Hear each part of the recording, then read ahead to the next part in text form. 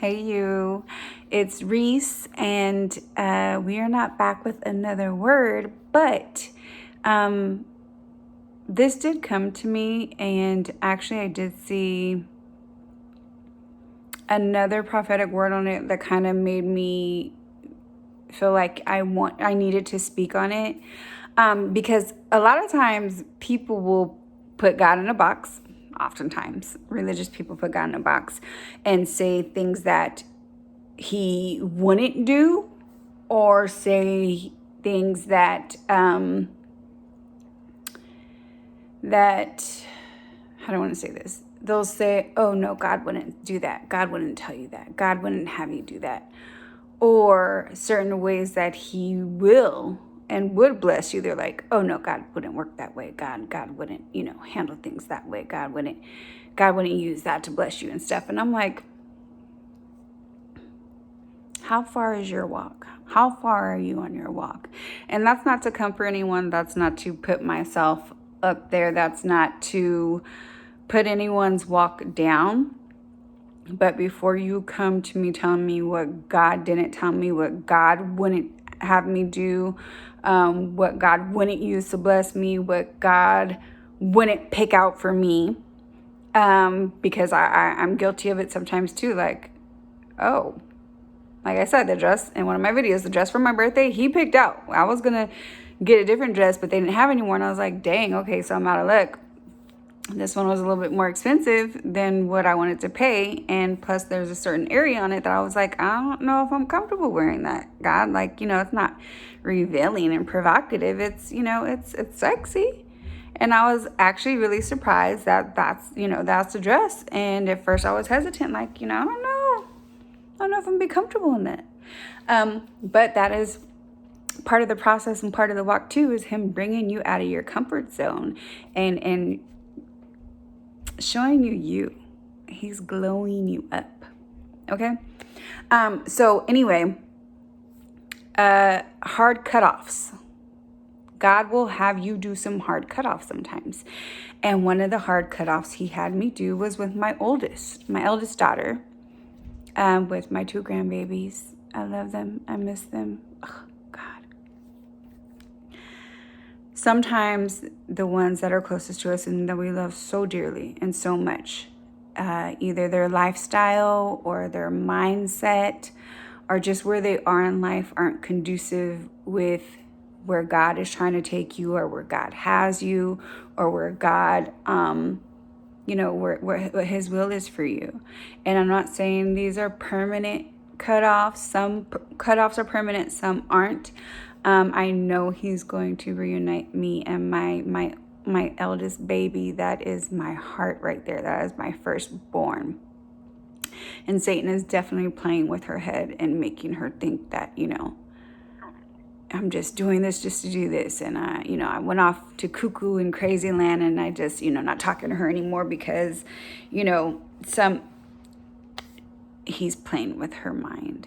And she's very susceptible to the enemy right now. So those thoughts, she does let them run rampant and wild in her head.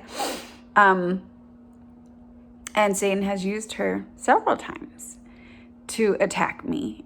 And for the first few times, I will admit, I was like, oh my God, she's not going to talk to me again. Our relationship was already broken, and we started mending it. But the way we started mending it, it wasn't healthy. It wasn't, it was mended and we were great, but it wasn't a healthy mother-daughter relationship. It was kind of more like a friendship, like a big sister relationship, more than a mother and a daughter. Though we can have that closeness, it's still, it could have been healthier. It could have looked healthier. So I got freaked out when she texted me and called me and, saying all this stuff. And, and I got spooked, and I was like, oh my God, she's not going to talk to me anymore. God, what are you going to do? Like, when can I see her? When can I see my grandbabies? Like, what are you going to do about this? I miss my baby. I miss my grandbabies. Like, how long is this going to last? And after the few first times of me freaking out and getting spooked and like, God, you gotta do something. You gotta do something right now. She's not gonna talk to me ever again.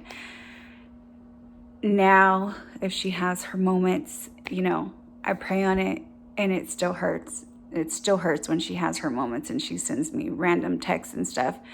It hurts like hell. It hurts.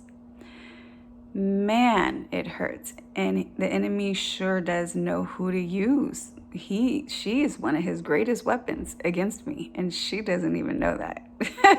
She has no clue that he uses her to mess with me so much. But God is growing me up in that area. And this separation needed to happen, not only for me, but for her. God doesn't just, when he does stuff, it's not just for one person. It's not just for one person. He has multiple purposes when he does things. He's not a small God. He's not like, oh, Sharice, let's get you together. No, he's getting my baby together. And it may not look like it. And she may not feel it. And she may be like, she's cuckoo for Cocoa Puffs and stuff like. But our relationship is going to be so much better. It's going to be a relationship that I have always dreamed of, that she has always dreamed of. We've been close in ways, but this type of closeness that God is going to restore to us once he reunites us, like, man. And so I just have to wait on that. And no matter how much it hurts me to not talk to her or to not talk to my grandbabies and see my grandbabies, like, it hurts. It really hurts. And again, before you go saying, oh, God wouldn't do, read the Bible. Read the Bible. Do you know how many, it's the seeds too. I'm not saying, my grandbabies are like, little demonic spawn of Satan's, not at all. But when he's doing a work, he needs to do a work. And my babies, my grandbabies, they would be little gates for me and for opportunity for, because, sometimes I'm weak when it comes to her, and, being around them would kind of force communication with me and her, the communication I'm not really supposed to be having because God has us separated. And like I said, the enemy will use any and everything he can to get to you. And so I have to keep my distance, even though it hurts me so much. It hurts me so much. But I know there's purpose and reason, and it is going to benefit both of us. It is going to be for the good of both of us. So, and as far as little kids, the only thing I'm not going to say God would separate you from your smaller children. He might have you, you might be called to do some things that'll, pull you away from your smaller kids sometimes. I honestly don't know if when he called Moses to deliver, to deliver Israel out of Egypt, I honestly don't remember if his wife went and his kids went with him, like at the very beginning, or they kind of went after him. But I'm just bringing that up is to say, stop putting God in a box and saying he wouldn't do this and he wouldn't do that. Stop doing that. Our God is an almighty God. And yes, his word, the Bible, that's a go-to. But before his word in the Bible, there was his word. Before the Bible, they had to go off his word. So I go off his word, the Bible, because it's right here sitting next to me. My big old pretty, I love my Bible. I really love my Bible. You guys really I'm just going to show it to you real quick because this Bible is the bomb. And it just gives me so much better understanding. It just, awesome. Even my kids can read this Bible. This Bible right here, yes. That is, you see my big old Bible? It's huge, huge Bible. Anyway, I go off his word. And I go off his word. And if you you think this word is the only word, how do you think they survived when they didn't have his word. Take a closer walk with your Father. Build your relationship with your Father. Continue to read his word, because there's treasures. Treasures. And he reveals things to you in his word. But he also reveals things to you in his word. So listen out for him. Listen to him. Please do. Please do. Don't put him in a box. Stop saying God wouldn't do this and God would do that, and that's not. Don't do that. Stop doing that. So, hard cutoffs. Yes, he will call you for some hard cutoffs, and that includes your kids.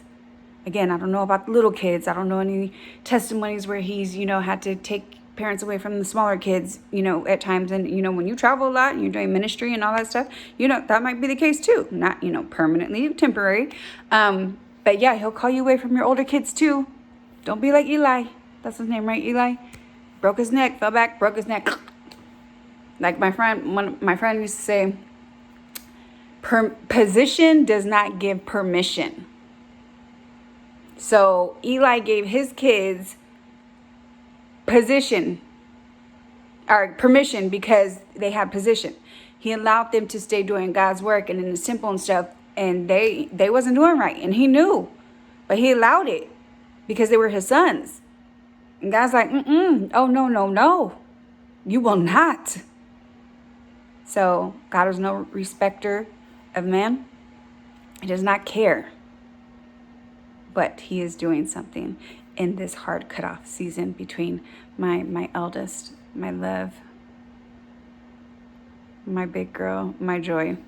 He's doing something in this season with our separation, whether she knows it or sees it. That's what's going on. But I also have to remain calm when Satan uses her to attack me, and stop getting startled.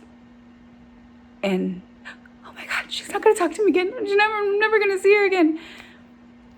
That's not the case. But Satan sure does try to make me think that's the case when he has her send me her little random crazy texts and stuff. And, I got spooked. But I just wanted to say that. Again, it's not a prophetic word, but don't think God wouldn't call you to do certain things. Don't believe that.